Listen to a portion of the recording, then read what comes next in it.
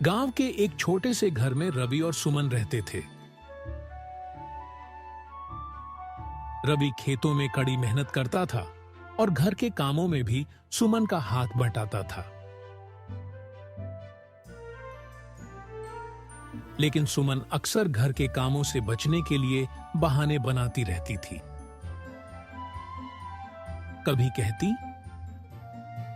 मुझे सिर दर्द हो रहा है, तो कभी कहती, मेरा पेट दर्द कर रहा है। रवि सुमन से बहुत प्यार करता था और कुछ कहे बिना सारे काम खुद कर लेता।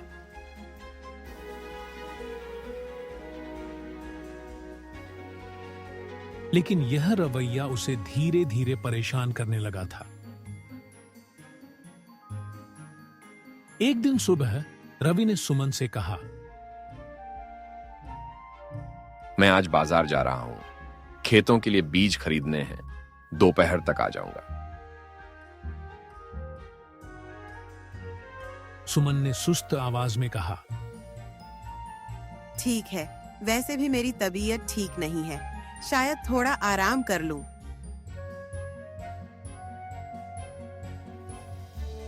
रवि ने कुछ नहीं कहा और बाजार के लिए निकल पड़ा।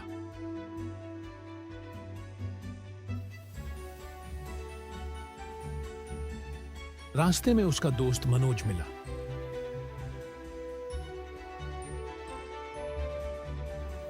मनोज ने पूछा, अरे रवि, कहां जा रहे हो? रवि ने जवाब दिया, बाजार जा रहा हूं, खेत के लिए बीज खरीदने हैं। मनोज ने कहा, अरे बाजार क्यों जा रहे हो? मेरे पास अच्छे बीज हैं, मुझसे ले लो, इससे समय भी बचेगा और पैसे भी।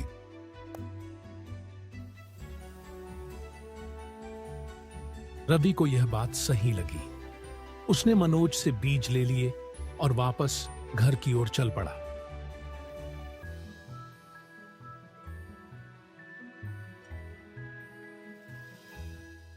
जब रवि घर के पास पहुंचा तो उसने खिड़की से झांक कर देखा।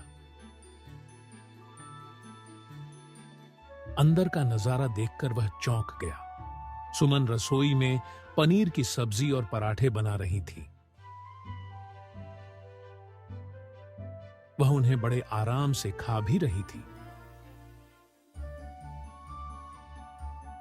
यह देखकर रवि के मन में गुस्सा तो आया,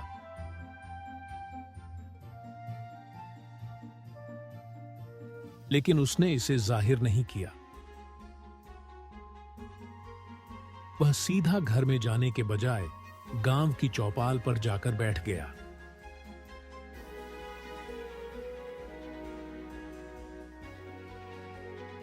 चौपाल पर कुछ बुजुर्ग और उसके दोस्त पहले से बैठे हुए थे।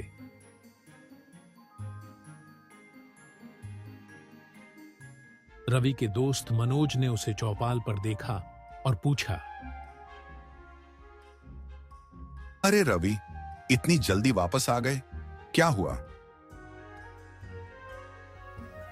रवि ने गहरी सांस लेते हुए कहा, क्या बताऊं मनोज, मेरी पत्नी सुमन रोज बहाने बनाकर घर का काम नहीं करती। कहती है तबीयत खराब है, लेकिन आज मैंने उसे खिड़की से देखा कि वह पनीर और पराठे खा रही थी। मुझे समझ नहीं आ रहा कि मैं उसे कैसे समझाऊं।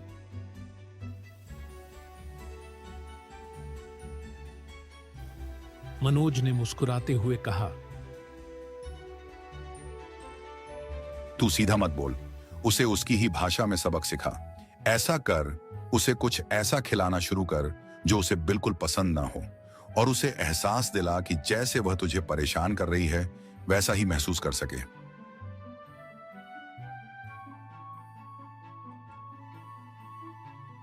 फिर मनोज ने कहा, चल मेरे खेत पर चलते हैं, वहां बैठकर कुछ और बात करते हैं, तेरा मन भी हल्का हो जाएगा।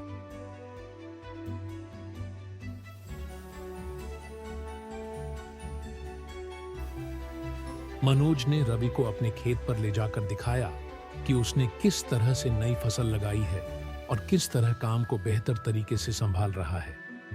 मनोज ने कहा,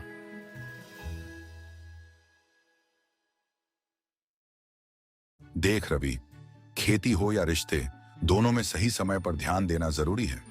अगर तू अपनी पत्नी को सही रास्ता नहीं दिखाएगा तो वह समझेगी ही नहीं, लेकिन ध्यान रख, उसे समझाने का तरीका सही होना चाहिए। रवि को मनोज की बात समझ में आ गई।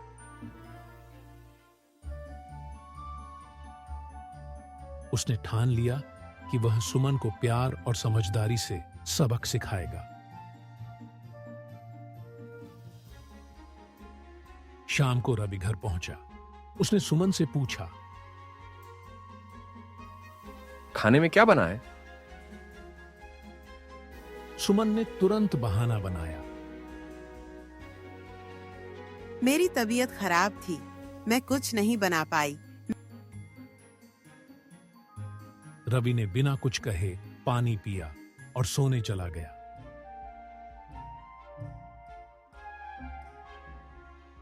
अगले दिन सुबह रवि जल्दी उठा। उसने नीम के पत्तों का जूस बनाया और सुमन को लाकर दिया। ये लो, तुम्हारी तबीयत खराब रहती है तो ये दवाई पियो, बहुत फायदा होगा। उसने कहा। सुमन ने कड़वा जूस देखकर मुंह बना लिया। मैं यह नहीं पी सकती। इसके बाद रवि ने कद्दू की सब्जी बनाई और सुमन के लिए परोस दी। सुमन ने कद्दू देखकर नाक भौं सिकोड़ ली। मैं यह नहीं खाना, मुझे पनीर चाहिए। रवि मुस्कुराते हुए बोला, पनीर तो तुमने कल खा लिया था, मैंने खिड़की से देखा था। अब थोड़ा कद्दू भी खा लो। हाँ। सुमन यह सुनकर हैरान रह गई। उसने घबराते हुए पूछा, आपने देखा? रवि ने शांत स्वर में जवाब दिया, मैंने सब देखा, लेकिन मैंने कुछ नहीं कहा क्योंकि मैं चाहता था कि तुम खुद अपनी गलती समझो। सुमन की आंखों में आंसू आ गए। वह बोली, मुझे माफ कर दीजिए, मैं सिर्फ काम से बचने के लिए बहाने बनाती थी। आप सुबह से रात तक मेहनत करते हैं और मैं यह सब करते हुए आपको देखती भी नहीं। अब मुझे अपनी गलती का एहसास हो गया है। अब से ऐसा कभी नहीं करूंगी। रवि ने प्यार से कहा, गलतियां इंसान से होती हैं, लेकिन याद रखना, रिश्ते झूठ से नहीं, ईमानदारी से चलते हैं।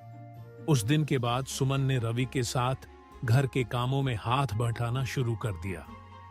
उसने रवि की मेहनत को समझा और उनके रिश्ते में प्यार और सम्मान बढ़ गया। सीख, रिश्तों में झूठ और बहाने से बचना चाहिए। ईमानदारी और समझदारी ही रिश्तों को मजबूत